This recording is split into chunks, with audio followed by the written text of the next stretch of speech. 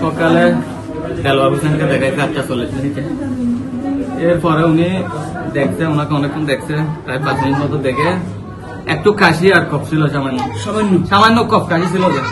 আমিও ছোট বাচ্চা, 3 মাসের বাচ্চা, আর রিক্স নেই নাই। উনি বলছে ভর্তি করাই, দেলোয়ার হোসেন আমি ভর্তি করাই দিছি এবং উনি ফাইলও দিছে, স্লিপ চাপা আছে, ওদেরকে ভর্তি করাইছি। ভর্তি করাই ওরাও দিছে ওষুধ, যা দিছে সেম আমি ইয়া থেকে ওদের ফার্মেসি থেকে কিনছি, কিনে সবকিছু এনে রেডি করে দিছি। এরপরে বাচ্চার মাকে নিয়ে ওরা কেনারা নাকি কিপিট করতেছে, ইঞ্জেকশন যখন মারবা আমাকে ঢুকতে দেয় না, পুরুষ মানুষ ঢুকতে দেওয়া যাবে না। তাহলে আমি ভিতরে ঢুকি না, আমি বাইরে ছিলাম।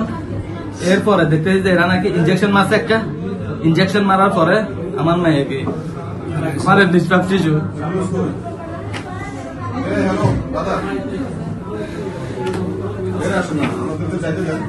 আপনারা আমাদের ডিস্টার্ব বাচ্চার জন্য করবেন, ডিস্টার্ব আপনাদের আমার মেয়েদেরকে সবসময় মাথার উপর রাখলাম, সবসময় আমি আমার মেয়েদেরকে মাথার উপর রাখতে চাচ্ছিলাম। তাই না, আল্লাহ তারা কেন দিয়ে গেছে কি হয়েছে আমি চাই না। আমি আসলে কিছু বলার ভাষায় আমার কাছে নাই। 4.5 কেজি একটা বাচ্চা আমাদের কাছে আসছিল নিউমোনিয়া নিয়ে। এটা দেলোয়ার স্যারকে দেখাইছিল বাইরে চেম্বারে, দেলোয়ার স্যার ভর্তি দিচ্ছে, আমরা ইমার্জেন্সিতে আমি ছিলাম, আমি রিসিভ করছি।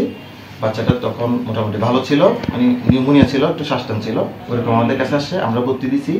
বাপ এবং মাকে বলা হয়েছে যে খাবার দিবেন না মুখে, মানে এনবিএম দিয়ে ভর্তি দিছি আমরা। কিন্তু পেশেন্টটা আমি ইমার্জেন্সি থেকে রিসিভ করে উপরে পাঠিয়ে দিছি চিকিৎসাপত্র দিয়ে।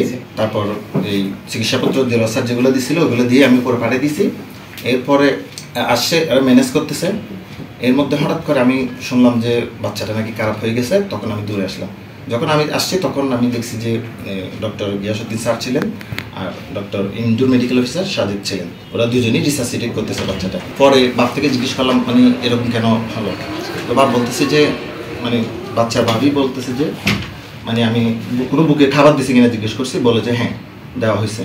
তো কেন দিছে, বলছে মা একটু ইয়া করে দিয়ে দিছে, কান্না করতেছে এই জন্য।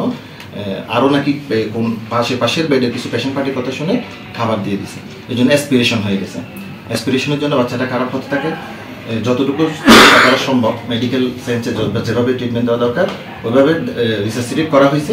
একজন কনসালটেন্টের আন্ডারে স্যার ছিল, গিয়াসউদ্দিন স্যার ছিল, সময় পুরোটা সময় ছিল, শেষ পর্যন্ত এতটুকুই।